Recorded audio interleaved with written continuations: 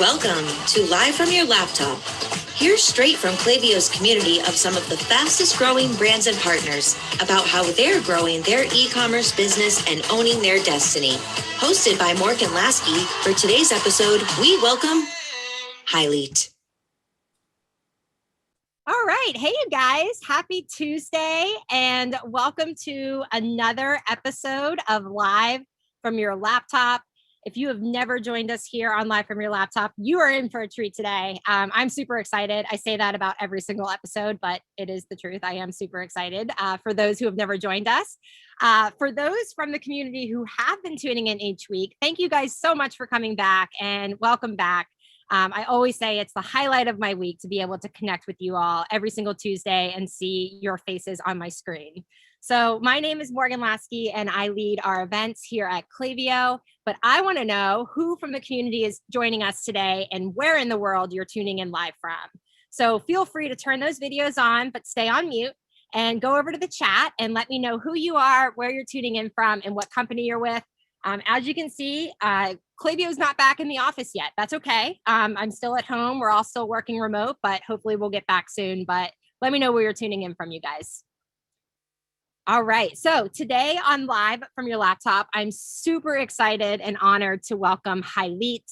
Hylete is actually a longtime customer here at Klavio, and they have graced the Klavio Boston stage in 2019 and other events. I actually have a throwback shirt on, if those that are familiar and have been to Klavio Boston. This was from the 2019, I'll show you guys this, reppin'. Hopefully we can get back to those big events really soon. Might be doing that this fall, we'll see. But very excited to have them on the show. They are truly an inspiring brand and Klavio masters. So we are going to learn a lot today, you guys, and we have so much to talk about. So I want to get right into it.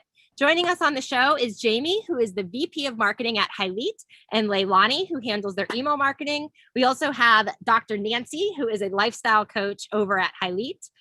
Collectively, they're going to discuss how the brand grew with an own marketing and direct-to-consumer approach to the ways they've cultivated a massive community that has influenced most of their products and fitness lines. But the really sweet stuff, you guys, we're going to learn about is how they've used Klavio to help with that growth. I did take some questions from the community, but if you guys do have a question, feel free to pop it in the chat. Feel free to answer each other. I love the conversations that go on every single week in the chat. It's hard for me. I'm like trying to ask the questions, but I'm looking over at the chat. It's a lot to manage. But feel free to talk amongst each other in the chat. And if Jamie and Leilani want to answer some questions as well, they'll be on the chat as well. So after that, you guys, we're going to, hold on. I lost my notes. Sorry, you guys. We have Dr. Nancy here. So we're going to chat with Jamie and Leilani. Then we're going to bring Dr. Nancy on. She's the lifestyle coach over at Hylete. And she's going to give us 4 tips for deactivating stress. I need that. I don't know if you guys need that, but we're really excited to learn about that. And then last but certainly not least, we're doing a giveaway. 2 prizes today. Each of the winners is going to get a $100 gift card to Hylete to pick up some fitness gear for your summer workout. So you'll want to pay attention for the discussion and stick around for that. Okay, I'm done talking. Let's meet Jamie, Leilani, and Dr. Nancy. Hey, everyone. I guess I'll kick it off for the team here. My name is Jamie Wardlow, VP of Marketing at Hylete, leading the charge for everything marketing related, e-com related, creative. So I was told to give a fun fact about myself. So even though this is a virtual background, it's not too far off from what I'm dealing with now. I'm actually in Hawaii at the moment, visiting family. I grew up on Maui. I know you can tell by my complexion that probably fit in right here, but it definitely was an interesting childhood growing up in Hawaii, but definitely took it for granted, but love being back here. And I'll segue over to Leilani for introduction. Hi guys, I'm Leilani Luna and I'm the email marketing manager over at Hylete. I actually handle email and SMS, kind of following up on Jamie. My name is Leilani, but I'm not actually Hawaiian, so I guess that's my fun fact.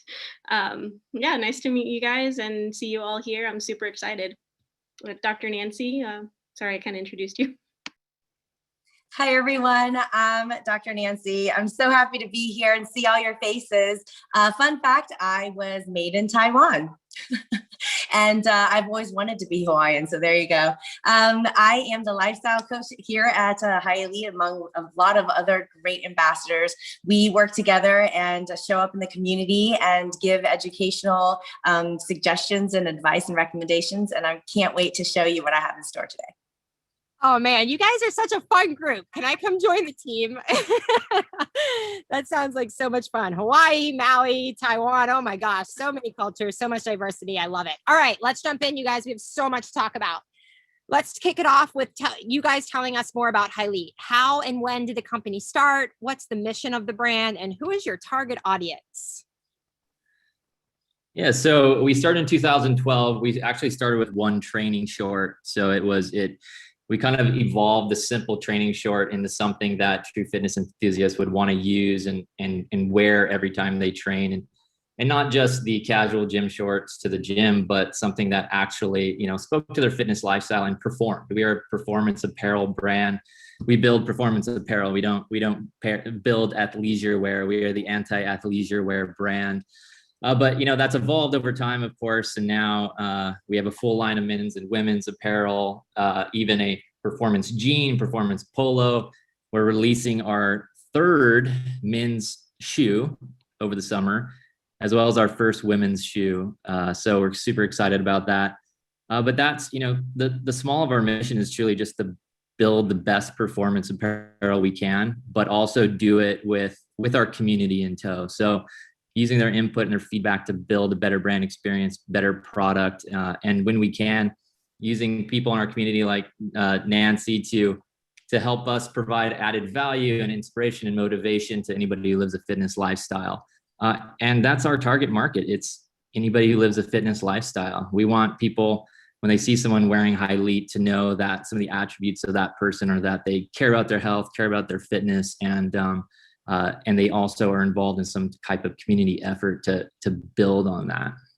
Nice. Well, we're definitely going to get into that community drive there. So obviously, most people on this call, they're entrepreneurs. So they realize that starting a business from the ground up is really hard.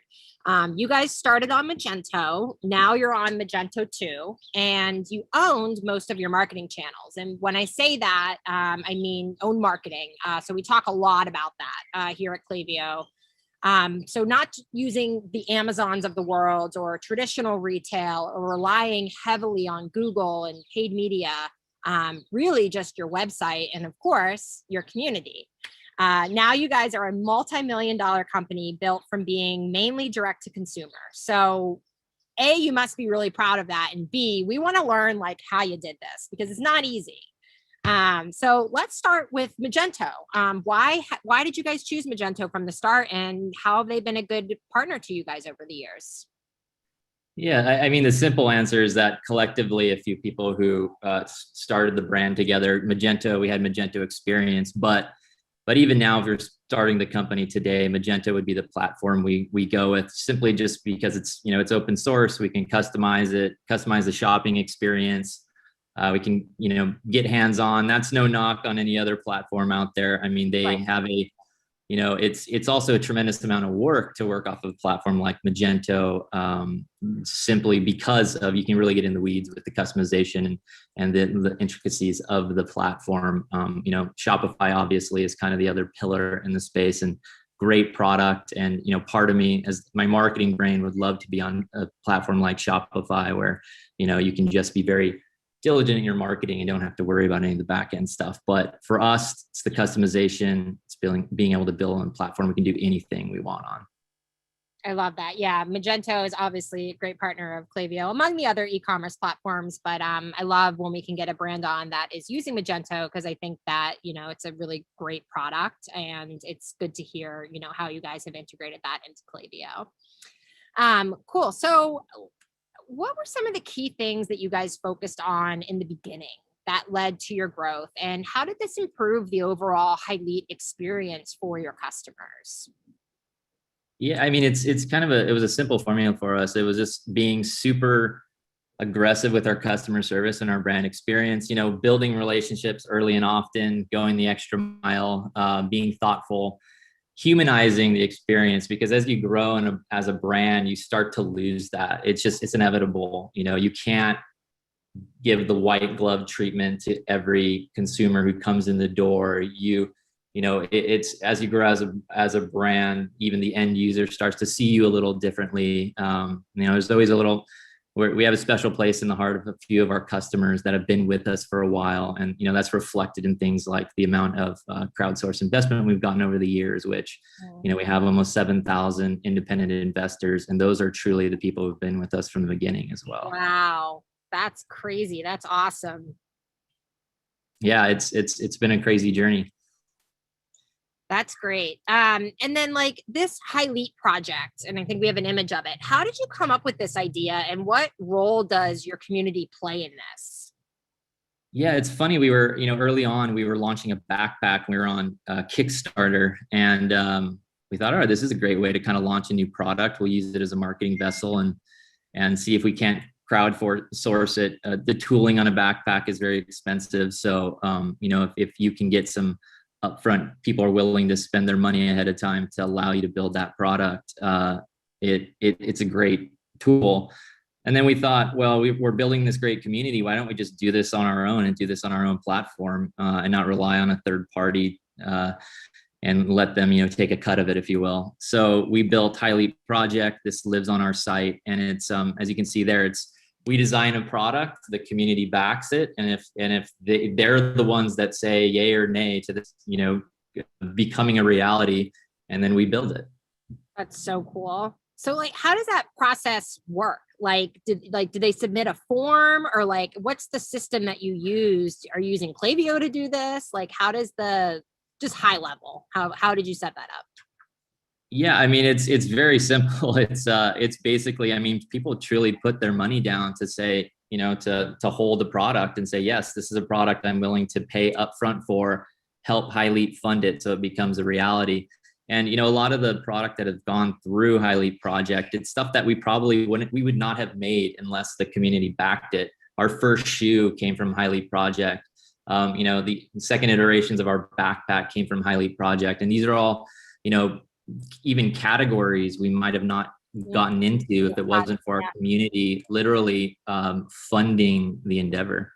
That's super cool. Wow, that's really neat. I haven't actually talked to a brand, I think, on Live from Your Laptop that has done something like that. So truly a unique experience for you guys and your consumers, your customers. Okay, so let's talk through, you guys have multiple discounts that you provide for those in your community, like your doctors and your nurses, your first responders, the student and teacher discount. How have these discounts had an impact overall? And why did you start them? Like, what was the there's a couple of reasons why. One is because, we've always, from the beginning, we want to be a community brand. And the way there's so many different groups in our community. If Hylete's the community, but there's so many little subsets of our community, like our first responders, our service members, part of our train team that Dr. Nancy is a part of. So it was important for us to kind of give a space for them to communicate with each other, with us. We want them wearing the product, obviously, because these are generically influencers in their space. And things like the first responders and service league, and these are individuals who they use their physical fitness to, protect us, save lives in their job every day. So there's a lot of, it's very cohesive to what we're trying to be as a brand. And the discount part of it, because we do give a very aggressive discount, it's 30% off to those cohorts. And we can do that because we are a direct to consumer brand. Right. This is something that, you can't do when you're kind of held to the brick and mortar standards, and especially if you're in big box stores. Very good point. Yeah, that's great. Well, I'm sure, all of those wonderful people appreciate that. And it's a great way to give back and still have it tie into your brand. So kind of following that, let's talk more about your referral program. You have this like Get 30, and that's a pretty nice kind of gift if you're referring people. So I want to understand kind of like why you guys started it, how that effort scaled, and, you know, while helping not even grow loyalty, but new leads. Yeah, I mean, it's an easy one. If you're in the consumer goods business, and you want to have a repeat business, it's low hanging fruit. If you don't have a referral program, you need one. But it's a low cost. It's one of the few channels that hits two needs: our first purchase and our repeat purchase business. And it is, even though $30 sounds like a lot to give to somebody for referring somebody, or $20 for that initial purchase, it's a low customer acquisition cost. Right. And again, it brings back that repeat purchase. It builds brand advocacy. So and it's low maintenance, to be completely honest. You know, it's a very important part of our marketing communications.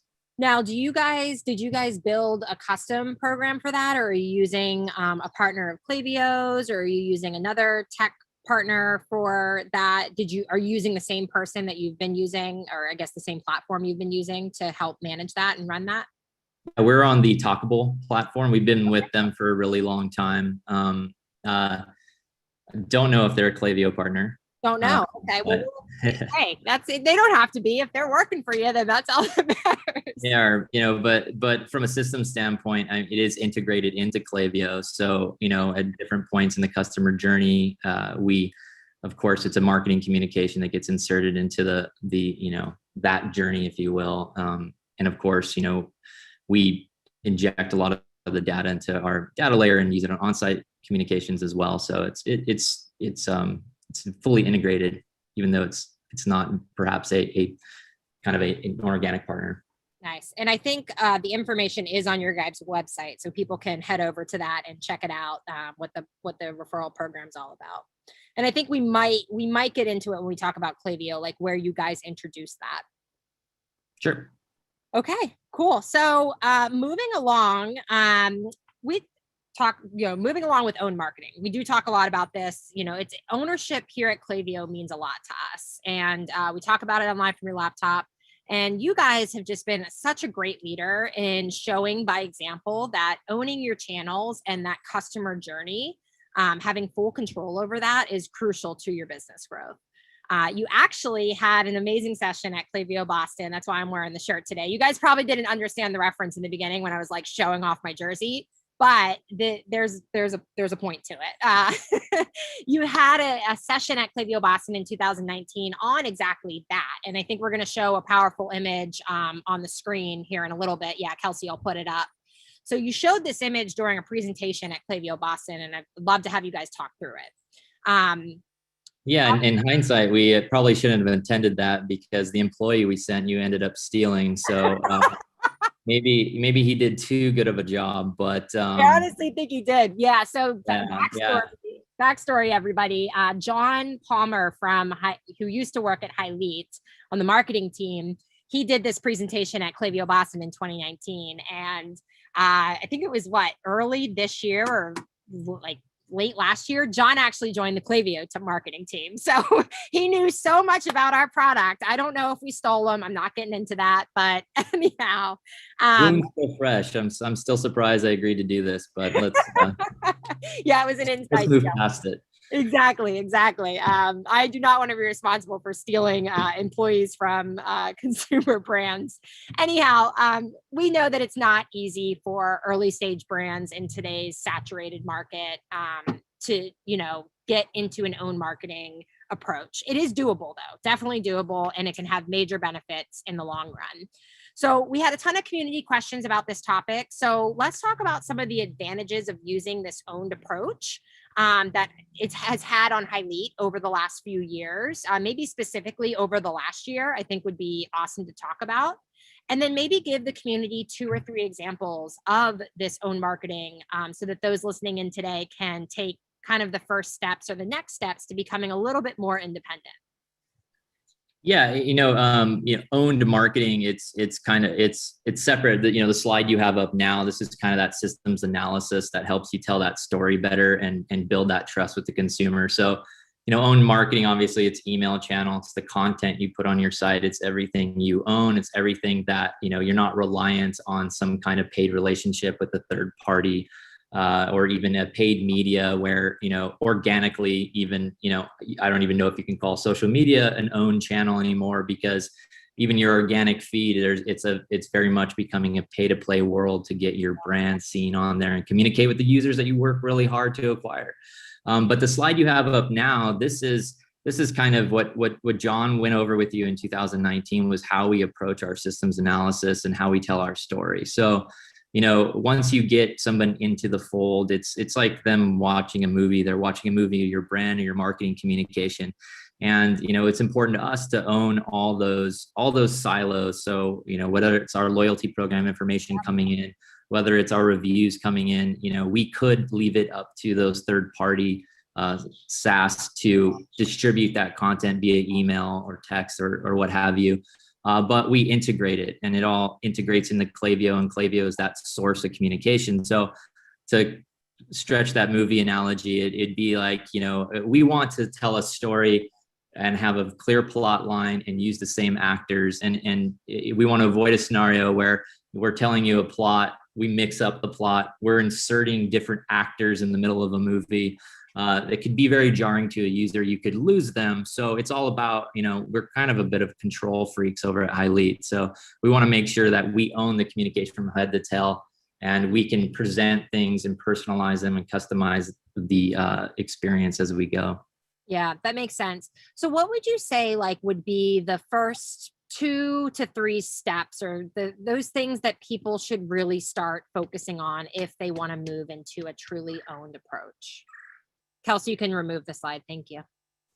Yeah, again, the owned approach is be thoughtful with your content. And those are 2 different things. The systems analysis part of it, how you present that and what information you're injecting and using to personalize the message, but and make it relevant. I think too many times you see people, they build out a marketing calendar and it's just placeholders. It's busy work that they want to make sure they're getting all the information to the end user, instead of truly, if you do own a channel, then own it. Make sure that you're giving relevant information at the right time, at the right place, and that it's something that it's the consensus of your user, that it's something they want or need. I guess that's my best advice. Own it, and don't just phone it in. Right. Take the time to really dive in and be relevant with what's happening, who your customers are, talk to them, see what they want, and how can you use those channels to give them, the channels you own, to give them what they need. Okay. So you mentioned you somewhat got into social media, and you said, it is becoming a pay to play kind of platform, even the organic stuff. But let's talk about your social media strategy, because, looking at your social channels, they're beautifully done. You have a couple different audiences that you speak to on them. But what particular social channels, or I guess tactics, have proven to be really effective and scalable for the brand to reach new customers? It really starts with our user generated content. Mm-hmm. We have a great community where we don't often pay people or pay influencers. Rarely. It's a very rare occasion. A lot of the content you see generated by our users is generated by actual customers or brand advocates. And there's different ways to associate cost or savings to that content. And if you add it up, that number gets pretty big on a monthly basis. So, using the appropriate tools to be able to thoughtfully collect that user generated content and make it scalable too. I think that's something that people think, oh, that's great, I can just reach out to these people and they'll create some content for me and we'll post it. But the minute you try to approach it as a scalable endeavor, you'll notice that it's a lot easier said than done. Right. And do you have different audiences that you speak to on social media, or you really just kind of have a social media kind of content calendar lined up with user generated content that comes in, or are you kind of segmenting your social to speak to different crowds? Not so our organic social, no. I mean, the channels don't quite allow for that. I think that you'll notice a lot of brands, they break it up per cohort. They might have their men's or their women's feed or even sports specific. And, we're not that quite there yet. So it is a thoughtful effort to try to give a good mix of content that can speak to certain demographics as we go. And obviously from a paid media standpoint, you can be more targeted with lookalike audiences. And even we're very active in exporting segments out of Klavio so that we can be more thoughtful on how we communicate with either those individuals or lookalike audiences and customize the content there. Yeah, I think we're definitely going to have Leilani get into the segments in a little bit. Okay, awesome. And I guess like a follow-up question from the community that somebody submitted about this would be, what are 3 specific social media strategies you should be using when you have very little budget to spend?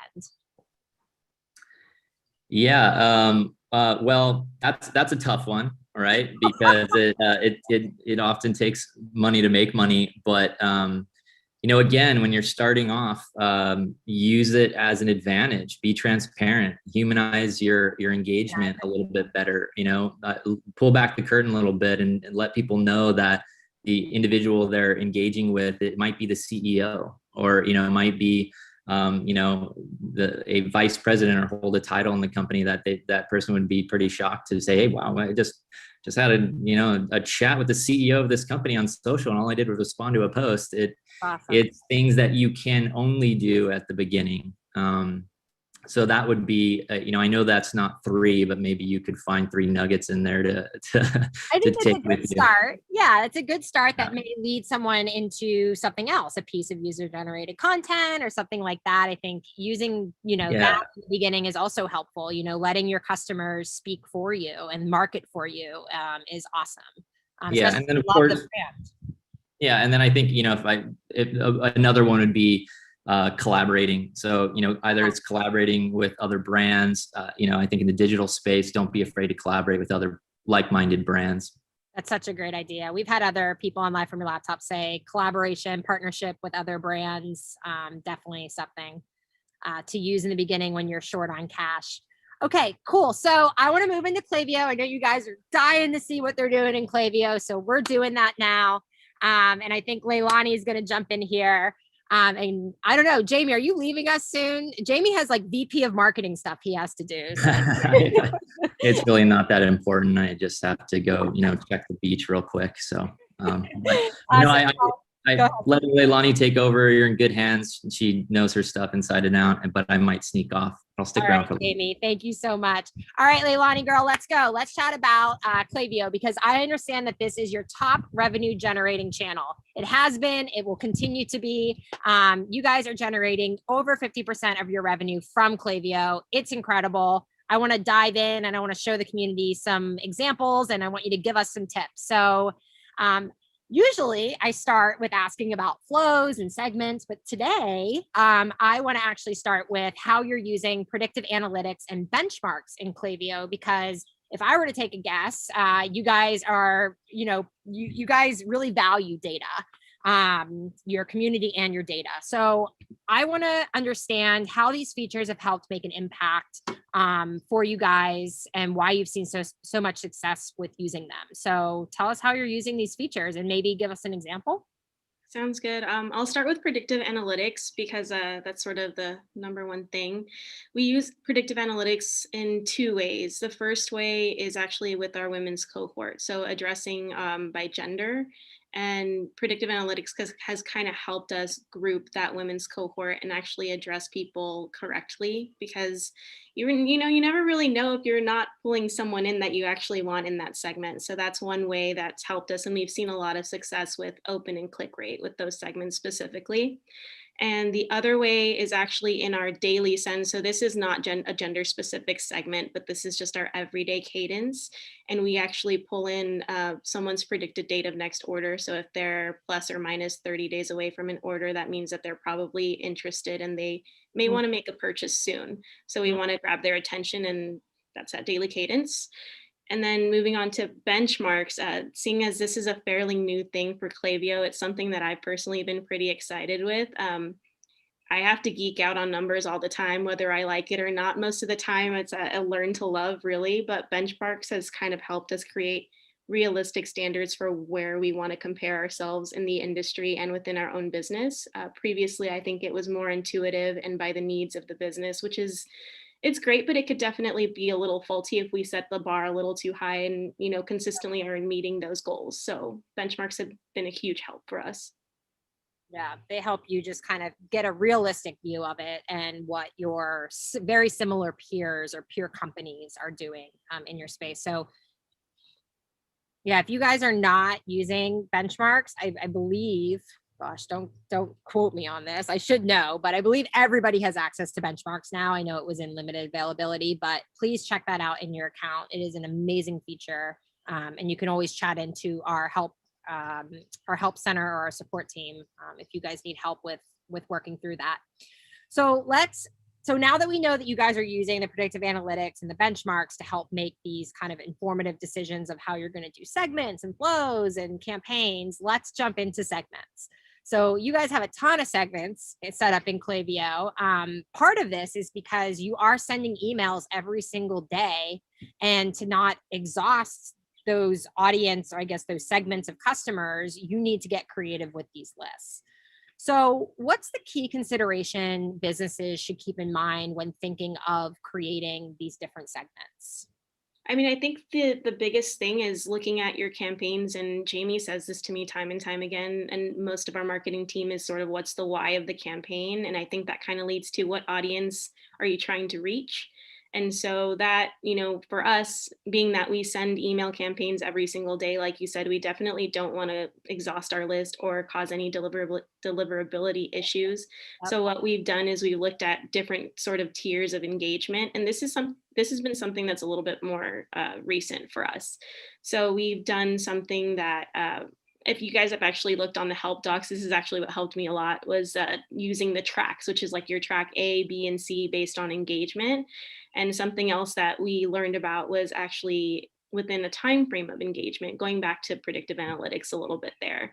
But if someone's been engaged with us within 30 days, again, they're that higher intent group, so we can send to them a little bit more frequently.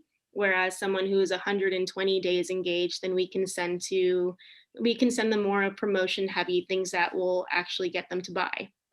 I would say those are the ways that we leverage segmentation. But like you said, we have a lot of different segments, and this goes back to our service league and our investors. We have to make sure that we're addressing them and that they're seeing the correct discounts on their account as well. Yeah, and you guys thinking about more of the gender specific segmenting.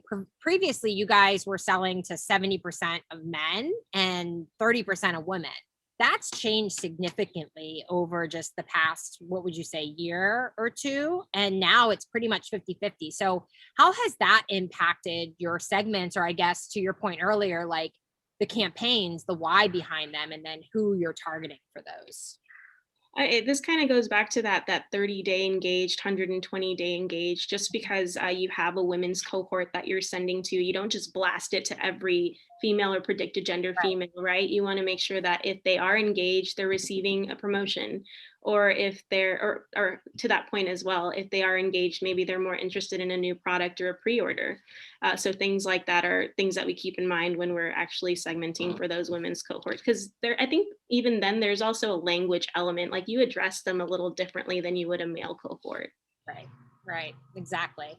And you would obviously show different product images and recommendations and all of that as well. So good to know. So I know there's a couple questions in the chat about, I think people are like, holy cow, you're sending an email every day. How do you do that?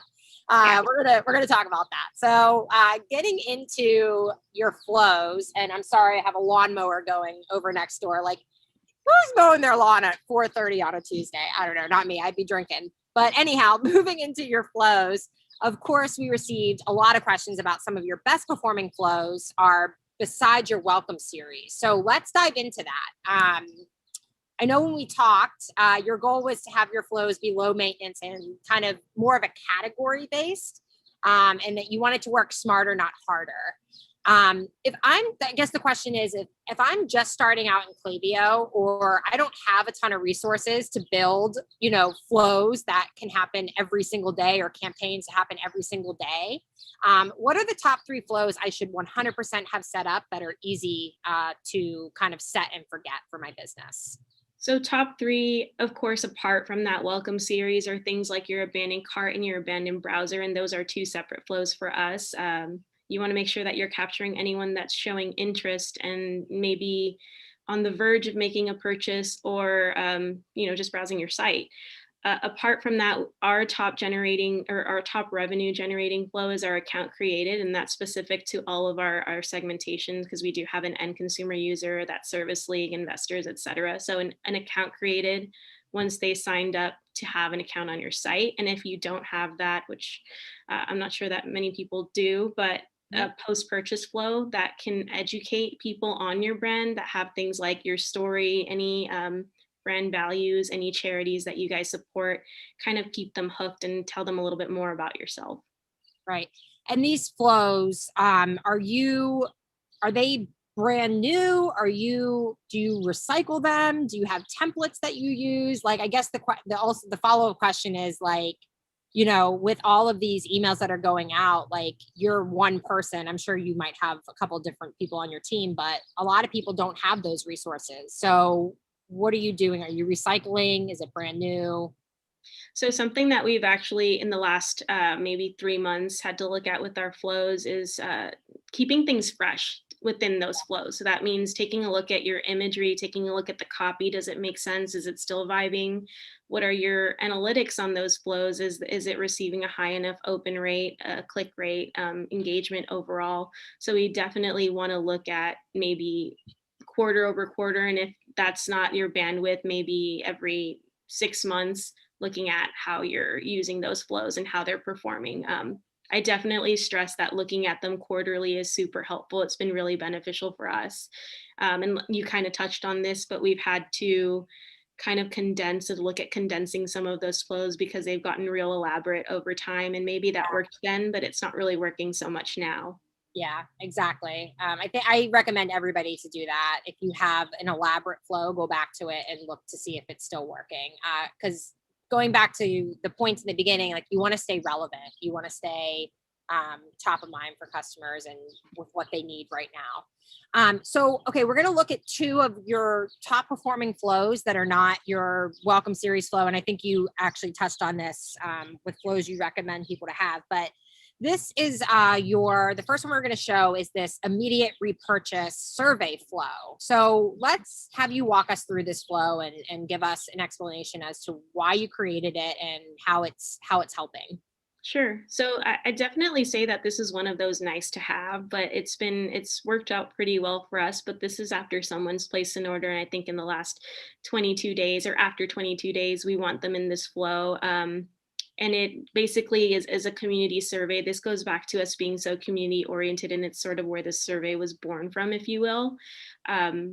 We invite everyone to participate in this survey, and we're giving them $20 off, $60 minimum, I believe. And yeah, it's just something that's worked since before I came on the team. So I don't know if I can really speak to as much of the history of it, but we continue doing it because it's worked for us for so long. Yeah. Well, where's John Palmer when you need him? Because I'm sure he set up that flow. So these are some of the creatives in that flow. So I love this big, bold, get 20% off, like very bold. And then that handsome, striking man on the third one. That would definitely make me buy. But do you have an in-house design team? Are you guys designing these, or do you work with an agency? We have in-house graphic designers. One is specifically dedicated to email and social. So you can imagine she has a lot on her plate, especially when it comes to flow. So this goes back to reviewing these quarterly. So we're not bombarding our graphic designers with, a ton of requests on creative. Awesome. Okay, so the second flow that we want to show the community is your abandoned cart checkout started flow. So this and your browse abandonment flow, we talked about prior a little bit in the episode, but you said that they work great in the past, but now you want to decrease the size of them. So have you already decreased the size? What's the reasoning behind this? How's this flow working? It looks a little elaborate to me, so that could be the reasoning for decreasing size.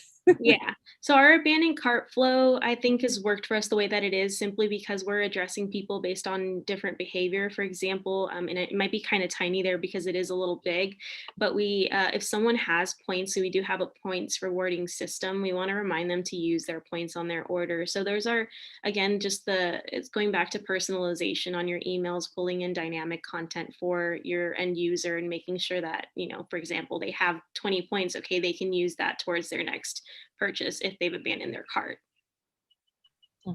I like that. And then so how are you guys decreasing this? What are you removing that you don't think is relevant anymore for the customer?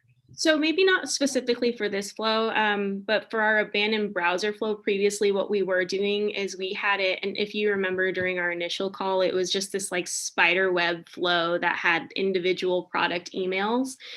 This one's a lot less complicated, and I think that maybe not the same example, but our abandoned browser originally was specific to every hero product. So for example, we have a Few Short or a woman's Ultium, they would get a specific email for that within the abandoned browser flow, instead of, a generic email that could pull in dynamic data based off of their behavior. So we kind of scaled it back because we looked at, this isn't the most efficient way of setting up the flow, of working smarter, not harder, and going back in and constantly updating that flow. So we've had to rethink that. And one thing that we're looking at doing is probably sorting by category instead of individual products, because it takes less maintenance, and that's exactly what you want that flow to do for you. Exactly. Yeah, we've seen a lot of brands go from more product specific to category, just because it's easier to maintain. These are some examples from that particular flow. So you guys have, I like you left something behind.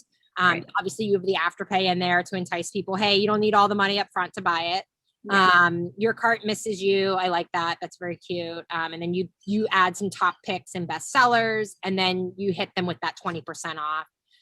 Again, more ways to pay. So some great examples there of kind of, these have very high click rates. So some good stuff in that email. That's why we show everybody that.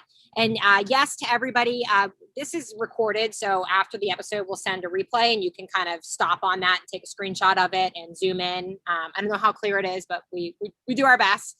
But I actually want to go back because there was a good question that I didn't even ask that Matthew chatted in about the survey, the $20 off for completing the survey. What do you use that data for? What are you asking, and what are you using it for? That's probably an important, why are you doing the campaign? Yeah. So that information, you could assume that it kind of just goes out there and is just hanging out in the ether, but it's really used to help us stay in tune with what our customer looks like. And this goes back to, what is our target audience look like? Simply put, that's what that's for and how that gets used. Okay, awesome. Thanks for clearing that up. Okay, so I want to keep moving. We have about 15 minutes left. So campaigns, what are you guys using campaigns for? Is it promotion, product releases, education, community? I think we're going to show two of your most popular campaigns, but let's kind of hear how Hylete's using Klavio campaigns. Yeah, so like you guys heard Morgan say earlier, we're sending campaigns every single day. So you imagine we have to get pretty creative with that. Part of the reason for that is because Klavio generates, or I should say email generates, so much revenue for us. So we use campaigns for product educations, we use them for promotions, we use them for community content, including our blog, The Expert Voice. All of those are, of course, segmented to people that would be interested in that sort of content. I'd say, yeah, those are the main uses for campaigns. Yeah. And are you guys doing a product kind of release every month, every week? What's the cadence there? Because you are sending daily campaigns. So it's are they majority new products? That's a lot. Yeah. We would obviously rather make revenue off of a product education than a promotion. That's not really how it works out all the time. In terms of when we actually get new product and how that kind of works into our marketing calendar, I would say it's sort of seasonal. We tend to have newer products in the late spring, early summer, and winter times. So the cadence for that is we announce pre-order, and then we have your new release, and then we do something that's specific to customer reviews. Again, just pulling in from our community and showcasing, what people love about the new product. And those are typically about a month apart. So we're not just repeating the same product in the same month, unless of course we see that there is a product that has excellent engagement and we want to send it to a group of people that may have not seen it. Yeah. That makes sense. And then, so if you are sending a campaign per day, you have your segments, you have your list that you're sending to, but are you excluding them from the flows, or like, how does that work? If I'm in a flow, do I still get a campaign? Like, how are you organizing and orchestrating that? We're definitely excluding people from flows. Again, we don't want to exhaust our list. So I think someone asked that how we use that in the flow property. So that goes into our segmentation. We don't want to, if someone just placed an order, also hit them up about a promotion. Sure. Or if they're in our welcome series, we also don't want to hit them up about a promotion because they've already got 20% off. So that's how we use that in a flow contact property. Got it. Good to know. All right, we're going to show two of your very strong campaigns. And let's quickly talk about these. So we have this Fuse Short campaign, which I would imagine is a product release. Right. And you have your Give 20, Get 30, the community loyalty program. Right. So that Fuse Short, for all the guys and ladies out there, because you're more than welcome to try it out. I tried them myself. It just didn't work for me, but every uncle of mine really loves the Fuse Short. Moving away from that sales pitch, this is actually that community oriented. We're pulling in community reviews, and ways that we use this is not just in the contents of the email, but in your subject line, because you want to get something that's going to grab someone's attention and also fits the character count. So we can put in something that's like my go-to short as a subject line and draw that from a customer review. So, kind of top to bottom, we're introducing the shorts. Here are all the available colors and some catch copy and some attribute images, and then opening the funnel down at the bottom. If this isn't something that interests someone, well, maybe there's a product on our dynamic data feeds that might. And then this Talkable campaign is something that we've actually tried out recently, is just touting Talkable as that Give 20, Get 30. For anyone that isn't familiar, that they can receive $30 if they share it with their friends. And again, it's a community-oriented email. We have a Pixley album in there, so we love Pixley. Oh, that's awesome. Yeah. So Pixley is like it's like a feature, an app that you can integrate into the campaigns. Nice. Right. Very nice. Very nice. I love the community. I love that in most of your emails, you have some sort of aspect about the community, because that's really what drove you guys. You're staying true to who you are and using your community to drive business growth. And I'm sure that makes them feel good too, especially if they've invested in the business. So that's awesome. Okay. So I have like one small question and then one last question, and then we're going to turn it over to Dr. Nancy. So you guys are not using SMS for Klavio yet, but I heard that you are setting it up right now. So one of the questions from the community is, why, what is the biggest benefit to using Klavio for both email and SMS? Yeah, so a simple answer there is data. We use data to make every smart business decision that we possibly can. We're currently using a third party for SMS, which has worked out fine for us. The way that we utilize SMS is a little bit more scarce than the way that we use email, and that's sort of the cadence that we want to keep. But data is sort of the big talking point. We want to be able to look at all of our analytics and make decisions based off of them, instead of looking in a third-party portal and kind of questioning the, authenticity of those numbers. Can you give us, I don't know if you can or not, a sneak peek of like what your first Klavio text is going to be? Ooh. I'm putting you on the spot. Yeah, I would say that's a moving target, because we're launching end of month. But if that doesn't happen, I don't want to give you a message that might not actually go out. Okay, so maybe it's going to be like a product launch. It'll most likely be a product launch, or actually we're heading into summer, so I want to say it's probably going to be a Father's Day offer or a summer offer. Nice. Nice. Okay, last question, and then we're going to turn it over to get some stress-free tips. So this comes from the community. From what you've learned so far on your growth journey, and I'm sure Jamie and you talked about this before he jumped off, but what's been one of the biggest things you would redo? Like if you were to go back, what would you redo?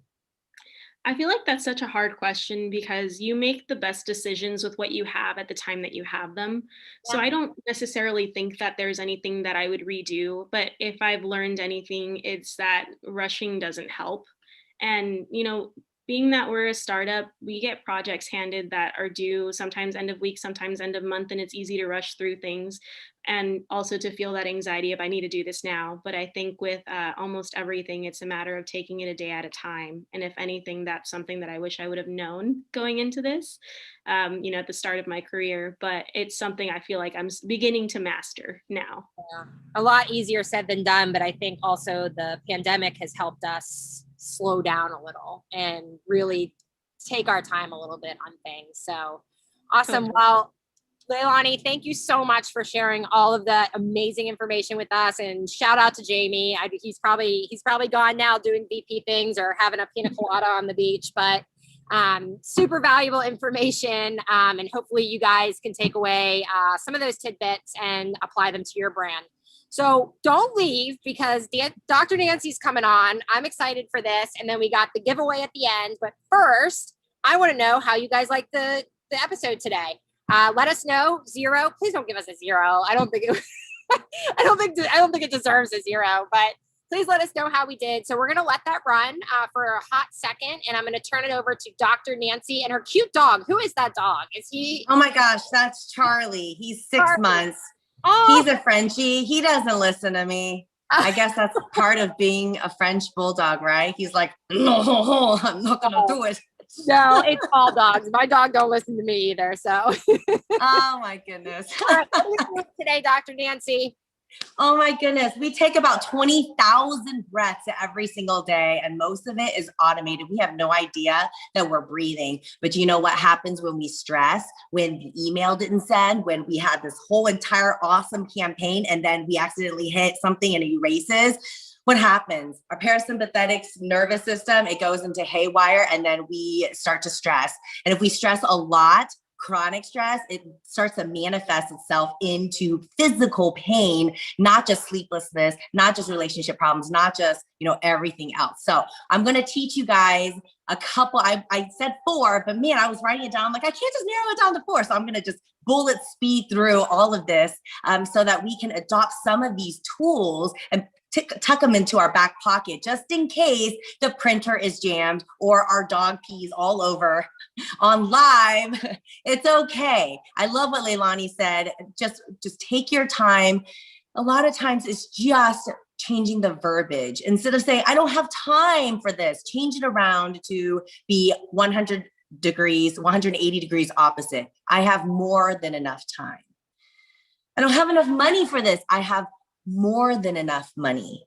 And you start to feel the shift in you. I feel so alone. I'm well supported. I have everything I need. Love is spelled with a 4-letter word, and it's TIME, time. So when you invest in yourself and you give yourself the presence, time, then you will see that stress will be much more adaptable. So here, let's do a couple exercises. The first thing that you can do to alleviate or dissipate any kind of stress, uncertainties that come into your world, relationship, your family, your work, is to breathe. All right, 20,000 breaths a day. Let's just take 3 breaths. The best way to find your breath is to lose your breath. I'm going to expand this globe. And when I do, you're going to breathe in. And at the height, at the peak expansion, you're going to hold your breath. Ready? Inhale through your nose. Hold it. 5, 4, 3. Rest your shoulders. 2, 1. Slowly, like you're not in a hurry, let it go down. Good. Exit through your nose. Do that again. Inhale. Fill up. Pause. 10, 9, 8, 7, 6, 5. Non-reaction. 4, 3. Almost there. 2, 1. Slowly exhale. And at the pit of your stomach, pause. Lose your breath. Don't suck in. 1, 2, 3, 4, 5. Relax. Normal breathing. When we stress, we tend to hold our breaths, and we tend to take shallow breaths, right? Our temperature rises, our heartbeat goes up, and then we start to freeze. We start to flee. We take flight. We're bye. I'm not dealing with this. Or we start to fight. Oh yeah, we react. So where can we respond without reacting? We talk less and we listen more, okay? So breathing is the very first thing that you can do. And you can do this anywhere. You can do this in your car. You can breathe anywhere consciously, intentionally. The next thing is to do an inversion. Inversion is any muscular pose, any pose where your heart is lower than your hips. So if you guys are sitting, most of us are sitting, all you have to do is literally forward fold, okay? You don't even have to get up. All you have to do is gently allow your torso to come to your thighs, all the way down, and then let your neck be heavy. Allow it to hang free. You don't need to see the screen, just listen to me. Allow your neck to hang free. Your whole entire torso display onto your thighs, and allow the muscles behind your jaw to relax. And keep breathing in slowly and out slowly through the nose. And it doesn't take a long time. Inversions, breathing, 3 breaths. And you immediately de-agitate your entire system. When you stress, your body goes into this cortisol producing factory, and your body has to metabolize the cortisol. And over time, the cortisol adds to belly fat, and it adds to a lot of other stuff. Okay, inhale, come up to seating. Good. The next thing to do is to move your body. I don't care what you do. You're walking, go outside. Better than anything, go outside. We're on our computers a lot. Our optic nerve really charged and fatigued and tired. So if you can, change it to night mode. Your phones, your laptops, your iPads, change it to night mode. And then it allows your body to produce the melatonin that you need to sleep. If you're always on your optic devices, your blue lighting devices, then your body never really gets a chance to rest. And your brain thinks it's daytime, 24 hours a day, and then you can't decelerate, right? So get outside where there's birds, there's wind through trees, and there's water running. And the sunshine allows your body to produce the vitamin D, which then boosts your mood. It produces the serotonin. Where else is serotonin produced? In your gut. So take a probiotic. If there's 2 things I want you to take, vitamin D and probiotics. What else lives in the gut? Your immune system. Your heart is very strong, right? But there's an immune system that lives in your lungs. It has its own immune system. So when you breathe and you go outside in nature, when you take probiotics and you take vitamin D, it all cohesively goes together and makes you optimized and happy and healthy and well. So go outside and move your body. A muscular hold is something else that you can do when you're feeling stressed. Literally just stop what you're doing, drop to the ground and hold a plank. We're gonna do this right now. Everyone get down to the ground and hold a plank. You're in the top of a push-up. Yes, you can. Don't think about it. If you're just sitting there just watching everyone else do it, just do it already. Don't have all your ducks in a row. Don't care if you have your right shorts or shoes on. No one's watching you. Don't look at me. Just listen to what I'm saying. Get into a nice plank. Beautiful. Dome out your upper back. So press the earth away from you. Hollow out your belly. It's like someone's going to punch you in the belly. Light tension in the core. Good. Breathe. Gaze down at your fingertips and hold. We're not here for long. Just hold. In life, when things happen and you don't know how long it's going to be, you can't go over it. You can't run from it. You got to grow through it. So just stay here just a little bit longer and hold, because it's not going to go away until you learn the meaning and the purpose of it. Do it for 10 more breaths, your 10 breaths. And then when you're ready, come all the way back up like you're not in a hurry, because you have more than enough time. Back to the computer.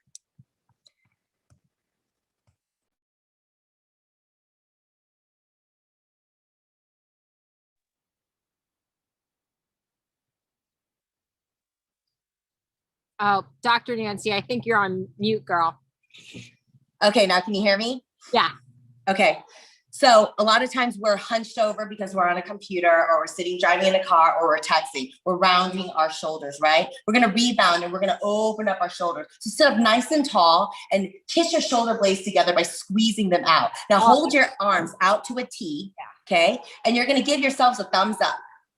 And you're going to literally start rotating your thumbs towards the back of the room. Keep opening up your chest. Relax your shoulders, relax your face, even close your eyes and breathe. Breathe through your nose and keep trying to draw your thumbs closer together like they're going to kiss and touch. Keep breathing, open up. Good, now relax your shoulders, drop your arms down. If you can, interlace your fingers behind you. And on an inhale, puff up your chest. Extend both arms behind you and gaze up. Allow your throat to become soft. Even the muscles behind the eyes begin to relax. Breathe through your nose gently. Keep breathing and keep pushing the knuckles up towards the ceiling. It's never going to get there, maybe not, but just imagine it and open up your chest. Good. Awesome. This feels good. This is way better than sweating. Right? It doesn't take, you don't need to do a burpee to de-agitate. No, right. That's great. Yeah. All right, Nancy, those are some great moves that we can do throughout our whole entire day that are easy. They don't require a workout outfit, even though it'd be better if you had some Hylete fitness gear on. The last thing is to meditate. The last thing is to meditate and to just close your eyes and have a great podcast. It's free. It's called Braincation by Dr. Nancy. By Dr. Nancy. We'll definitely check that out. Thank you so much. Thank you so much, Dr. Nancy. Those are so helpful in stressful times like these. Maybe not doing them the breathing outside because of the pollen if you're in a high pollen area. But thank you. Okay, so before everybody goes, we have the giveaway. So Leilani, wait, did I say what we're giving away? We're giving away 2 $100 gift cards, which is great. You guys can buy a full outfit on Hylete.com. So if you're ready and everybody else is ready, get your fingers ready. It's going to be the first and the 20th person to chat in the correct answer is going to win the gift cards. Leilani, what is the giveaway question? Okay, so the question is, what is the name of our blog? I knew this was going to be tough because you said it very quickly and I didn't think that people would get it, but let's see what they do. They're probably going to go to your website and check or just give away the kid. There we go. So Stacy, you are the first winner. Let's see. A Kylie Nation. Close enough, Tara, but not quite. I think everyone's going to want to be number 20. So that's what I've noticed that on past episodes. People are waiting to be the 20th person now. Yeah. We got to come up with a new strategy.